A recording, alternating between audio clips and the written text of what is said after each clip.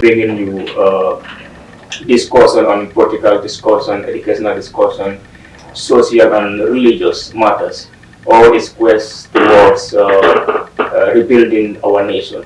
And today, our guest is one of the presidents of Gambia College Students Association by the name Mr. Edward Sakou. Mr. Edward, welcome to GMBB TV. Thank you. Thank you. Yes, Mr. Edward, after the welcoming, we would like to know a thorough introduction about you, your educational and you personally. Okay, thank you. It's a pleasure to be hosted here on your show. I am Edward Sakou, born and brought up in Farafenye and schooled to secondary school in Farafenye and then moved over to the Combos here. And then when I came in, I studied at S.T.A. Mahfouz Institution of Technology, where I did an OND in civil engineering and construction.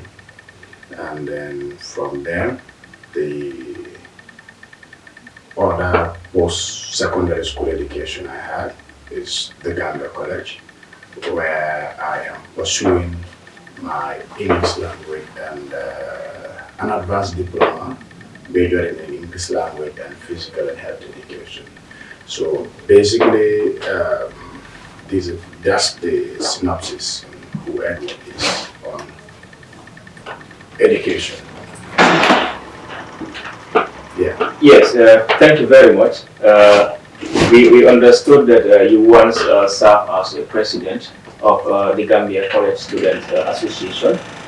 And then our program today is basically focusing on a dialogue towards building our nation. You experience leadership at the Gambia College.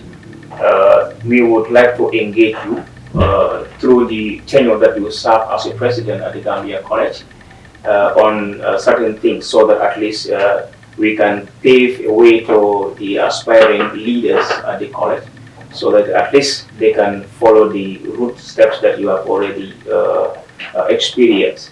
So we would like to know what inspired you to run for presidency at the Gambia College Student Association. My inspirations were not far-fetched from I hate seeing people suffer. And as a young person growing, all my life I have made up my mind to be an answer to the cry of millions. And to be an answer to the cry of millions, it starts from somewhere. Yes.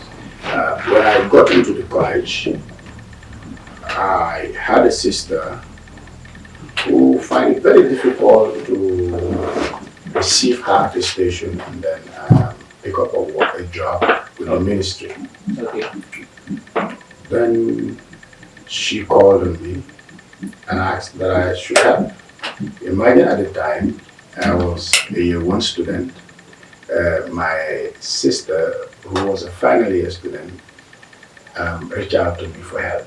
You know, so I took the courage and did the unimaginable. When I went to meet the stakeholders involved, it was very easy for me to solve that problem. And then that's how it started. In the class, we would have students with issues, and then they would always come out to me and ask if I could help to sort out their issues. So these were some of the reasons that propelled me to take in student leadership and make sure that I meet the needs and aspirations of those within my surrounding.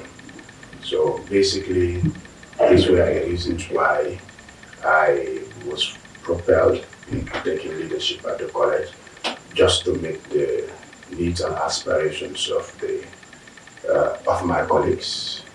I knew I needed to make a sacrifice in order to put things right. Yes, thank you. Yes, when you knew that you need to sacrifice for students by at least serving as a leader to them.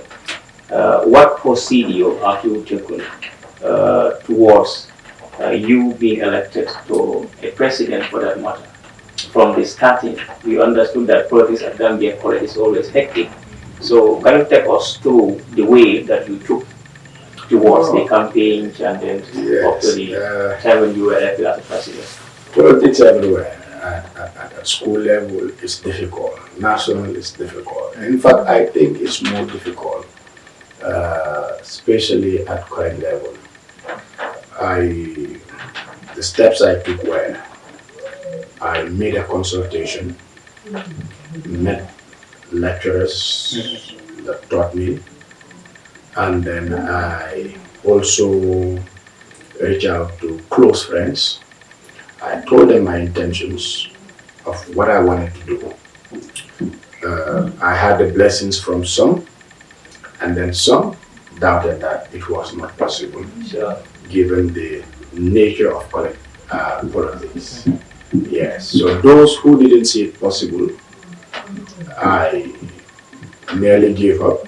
They advised that, with perseverance, it is. I began to reach out on individual students at the college, sell out what I wanted to do, and then also had their blessings. So from there, I need to grow bigger now, Sure. because I knew as a single person, it is not possible to win an election. Sure.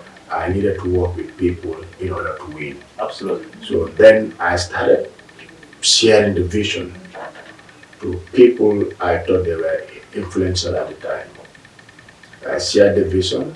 I told them it is good that we take this in order to change the narratives of our college politics. Absolutely. So most of them buy out what I wanted them to do. They agreed and keyed into the vision, and that's how we became a team. And then when we became a team, we know it wasn't enough. We needed the support of the students, because those were the electorates, they were the electorates. So we began to engage the electorates, the students, and then we expanded and became big. So that was how we began the campaign for my presidency. Thank you. During those days, how was the political environment at the Gambia College School of Education? How was it? It was very nasty, very, very nasty. It is believed that you have a particular set of people deciding the elections at the time. Sure. So nobody saw me coming. Nobody saw me coming. It was a surprise, because all the people I went to, they believed that the particular group of people were responsible for decision making. They were like the kingmakers, because it is believed that we have a set of students who don't value college politics, so they don't go out to vote. But the other set of people always come out to vote. So they believe that I may not be in agreement with the set that makes a presidency at the college. So it was very, very, very challenging to say, but I had a dream. I wanted to be a solution. I wanted to be an answer to people's cry. Sure. So I thought I could. I persisted. Yes. You may involve in a political party, because I understand that at Gambia College School of Education there are numerous political parties. And how do you choose your party? Because we have many of them. Finally, we saw you with a party, and at the end, you lead that party. So, during the choosing of your political party, how do you find it? See, I I'm not a believer of political parties. I believe in the people. The people matters most to me. So, because they make the decisions. So what I did was, after consulting the people that matters the most, told them my vision, they accepted to back me up. We used to have Team Concern Citizen Alliance. We have Team Revolutionist. We have Team Visionarist. And then there's this team that wasn't in existence at the time. It was, you could, if you like, you could say it was a dead team. A dead team. So I looked at the track records of all these teams. The incumbent at the S.T.A, that is the sub-association, was from Concern. The incumbent from the SU was from Revolutionist. So this team had nobody representing them, had no one representing them. So I said, why not, before we create a political party, we have one that has existed before. Let us revive it. If we revive it, people will come to love it again. sure. Because they will like the new leadership that has emerged. So that was how we decided to revive what was existing and come up with a different and sold our ideas to the electorates, sold our policies, and then they accepted what we told them. Yes, you must have been very brave after considering there are already powerful parties, especially the incumbent. When you decided to go to a party that was already described as a dead party already. So what motivates you to go for that party instead of you joining the powerful one that have already been existed?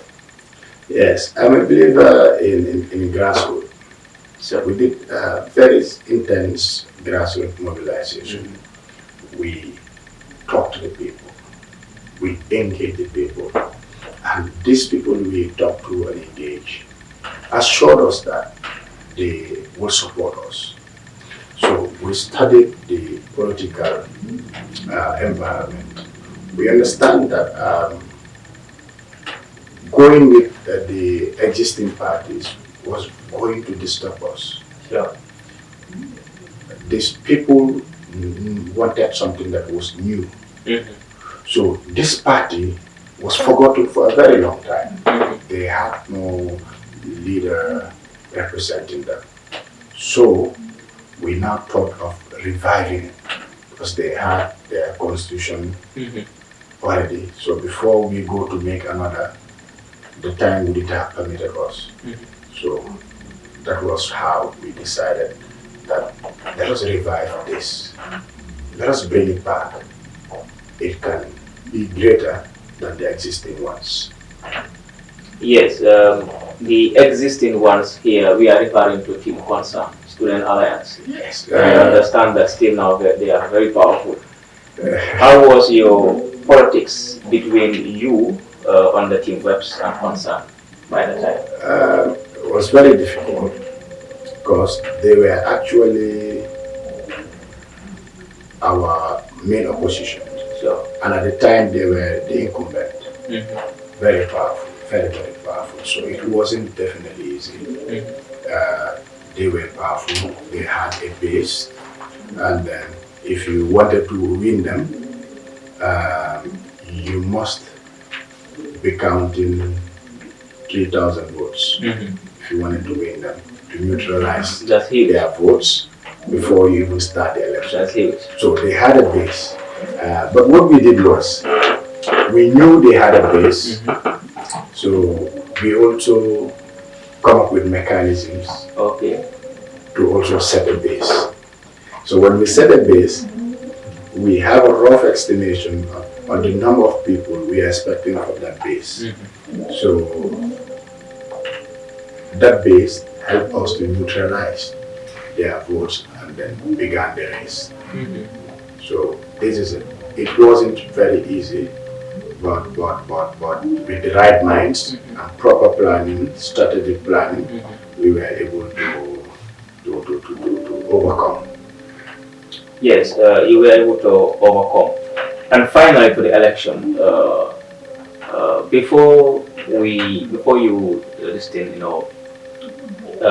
the election was conducted.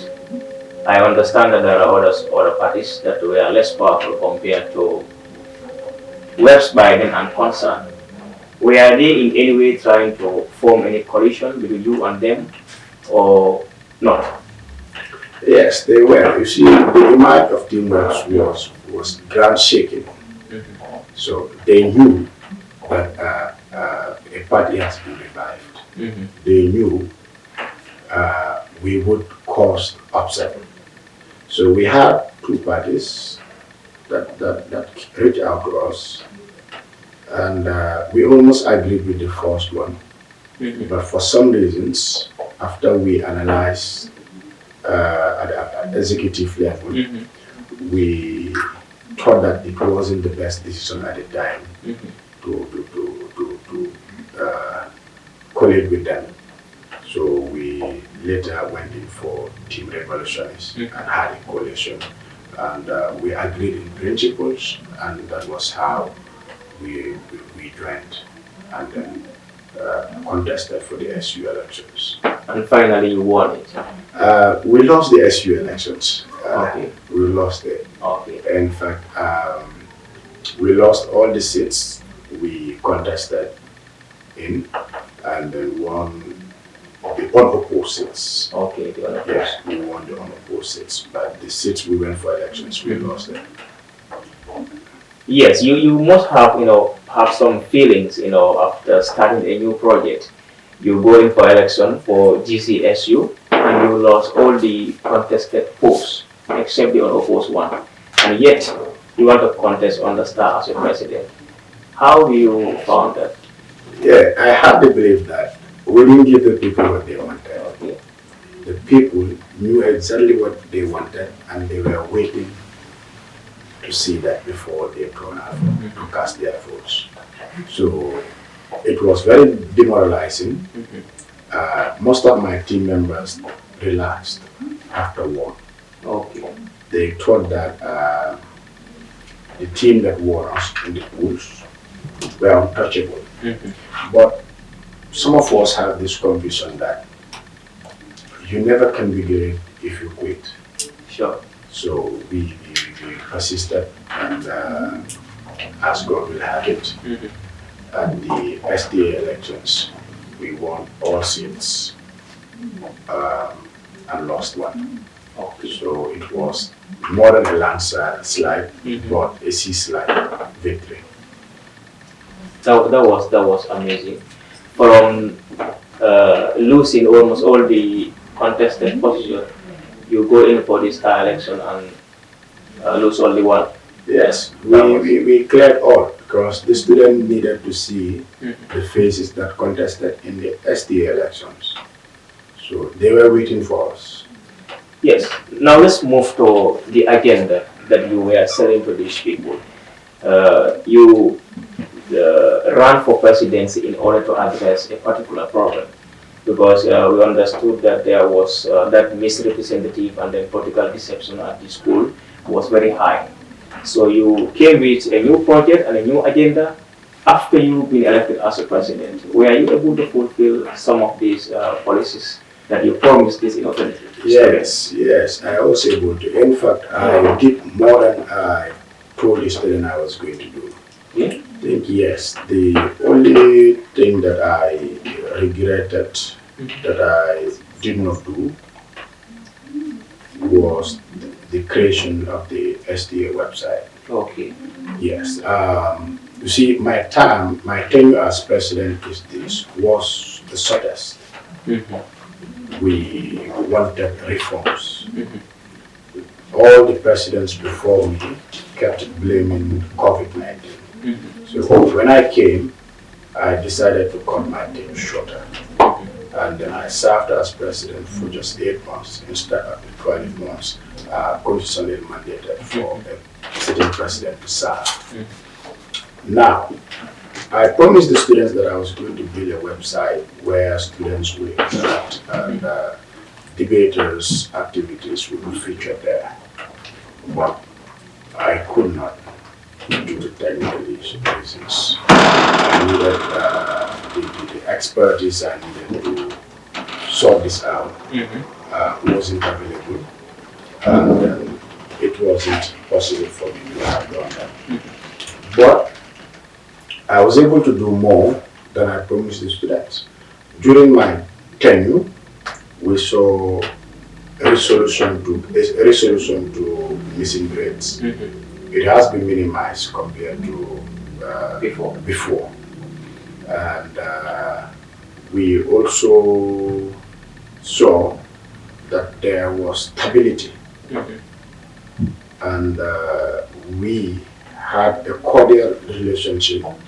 We promoted, in fact, dialogue as a resolution to problems. Good. Dialogue is key. If you don't dialogue, you don't have anything. Sure, that's true. So that youthful experience, we said it wasn't the best. So we peacefully coexisted and kept what we wanted, lobbied what we wanted.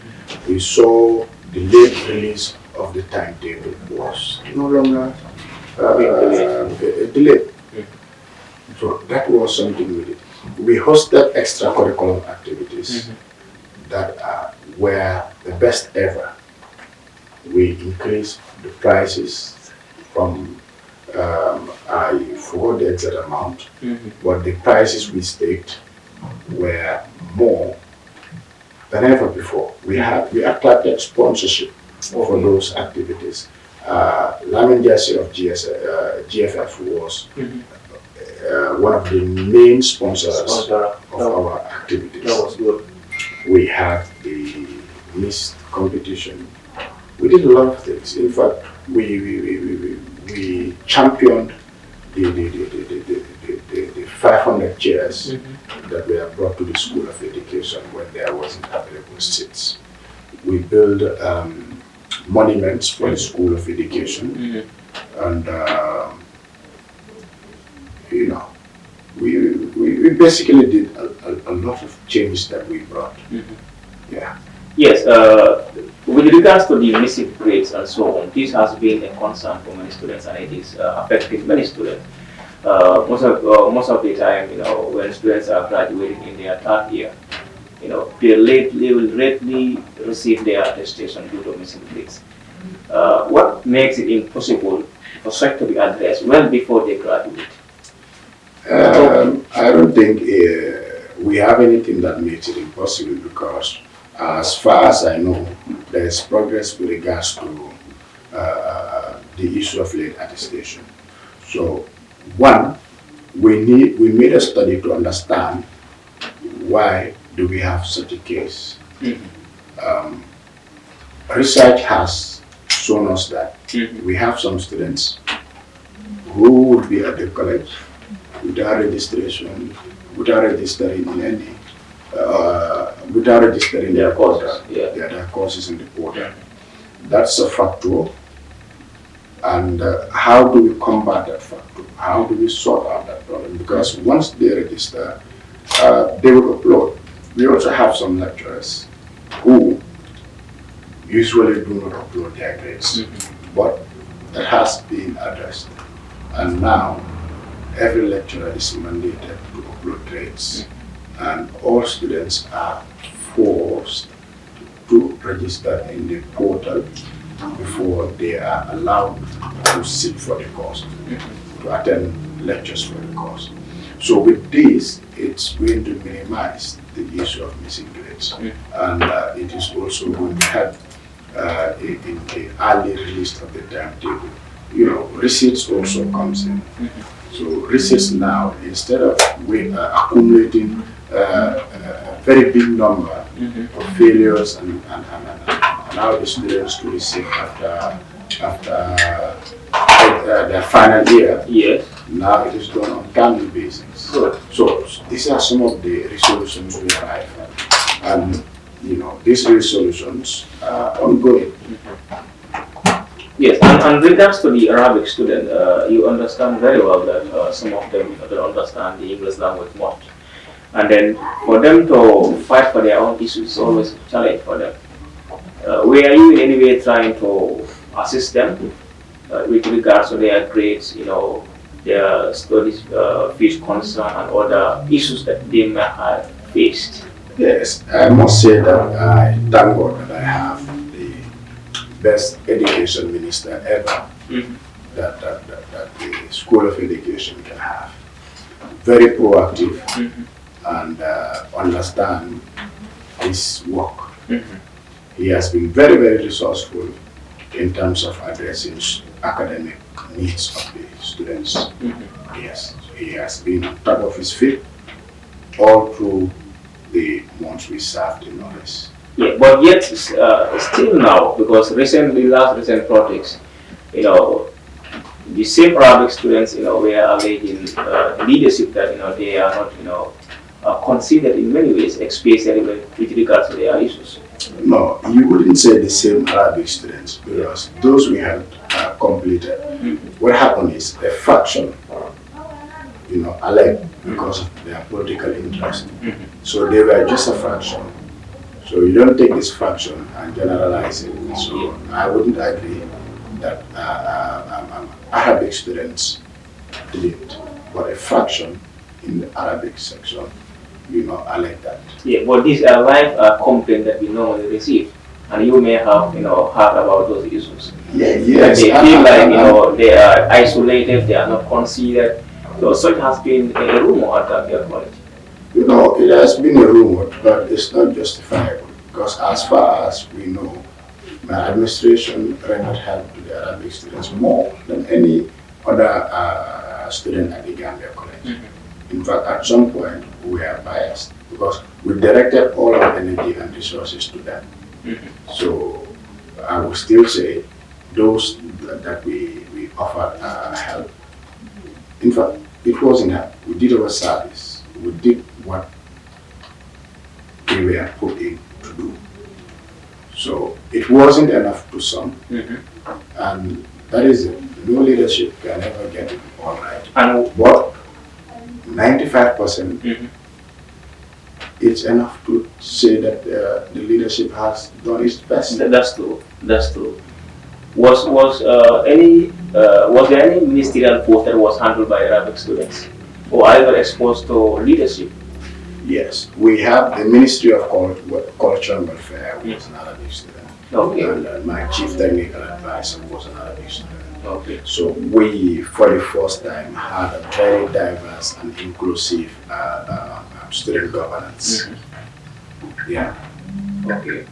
So how was that incorporated? Because the Arabic students during the election they were not part of the ministers. How do you incorporate them to be serving as leaders? I promised the students that we were going to have a reform. So in that reform, we had an addendum. Okay. So in that addendum, we created a new ministry. Okay. So because they were not part of it, they were not part of the elections, we now have to appoint from the Arabic students and then brought them on board. Oh, that was good. Yes, we're just reminding our viewers that they are watching us live on EBTV. You can share our link, like, and comment. Yes, still now to continue. You must have faced a lot of challenges as a student leader. Can you take us through some of these challenges that you may have faced? Challenges are part of life, and then that's what we do. Yes, let's talk about S.T.A. How does S.T.A. incorporate with other schools? Like School of Public Health, Agriculture. Are they anyway trying to work together for the betterment of the college at large? Yes, when I came in, we had that understanding that we would have an exchange program, visits, and invite one another whenever we have occasions. So that brought the cordial relationship between the sub-association and the college. So we had agric, we had public health, and we have nursing. From nursing, we could not do well because of the geographical location. Okay. You know, the distance to Brikano College. So we didn't do much with them. But for public health and agric, they were like sisters with us. That was we had that bilateral understanding into what we do. We sometimes borrow manpower from agric, and they would also do the same to us. That was great. Yes, with regards to staff and GCSU, I understand very well that the overall association of Gambia College is GCSU. S.T.A is just a sub-association on the School of Education. In politics, considering the fact that GCSU was headed by your opposing party, and then S.T.A under that GCSU, you were the one leading. How was the interaction between you and them, and how do you work together to make sure that job is delivered? Yes, at first it was not good. The interaction was not good, you know. The trauma to lose the S.T.A election really did bad in our relationship. But as time goes on, we knew that if we didn't work together, we wouldn't meet the aspirations of people we serve. Sure. So we later put on our differences and then come together for the common goal. But at first, no, the relationship wasn't. Yes, and what measures have you taken to make sure that you two work together? Because you cannot work in difference. You must align and work for the students. It was simple. We forgot the past. We came together and said we needed to do this. So we set a goal. And because we had a goal, then we all work together to achieving the goal. Yeah.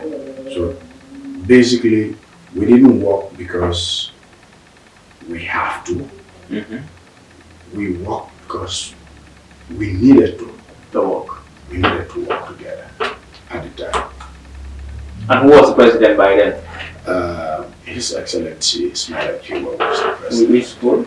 For nursing. Yeah, that is the issue now. You be the president be at School of Nursing at Banjul. You are in School of Education. You must have been termed as even the president of GCSU. Because most of the schools surrounding are the Gambia College at Bilkama. So if they say president, of course, it's Edward Sakou. Was that in any way try to overlift your domain to an extent that you should not do? Yes, I was mistaken several times for the SU president. Okay. But, you know, that was due to my availability to students all time. Okay. Yeah. Banjul is far. You know, the president cannot be all the time in Gambia. So my availability made me to be mistaken as the SU president. Okay. But it was later clear to some students that I wasn't. But that did not limit me. I kept on serving because I'm a servant. Good. Yeah. Yes, Mr. President, I will still call you Mr. President because they said once a president is always a president. That's right. Our soul is rebuilding our nation through dialogue. You once served as a student leader, and yet there are leaders currently there.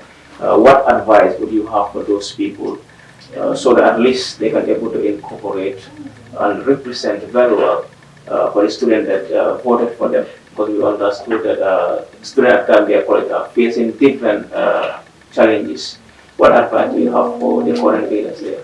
I would advise that first, they should prioritize the electorates more than anything, more than anybody, because they are there to serve the electorates. And don't be the bossy type of leader.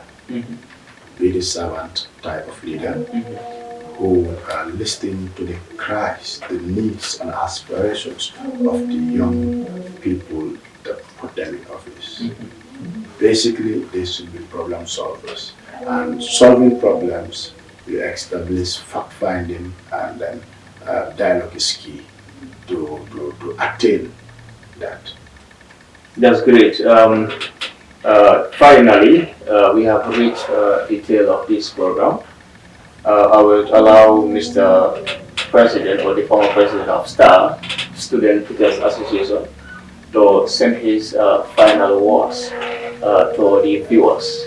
We are discussing in order to build a nation, and we cannot leave the schools and the institutions alone.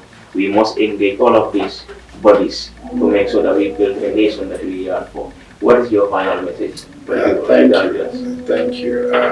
My final message would be that in order to rebuild our nation, it is key.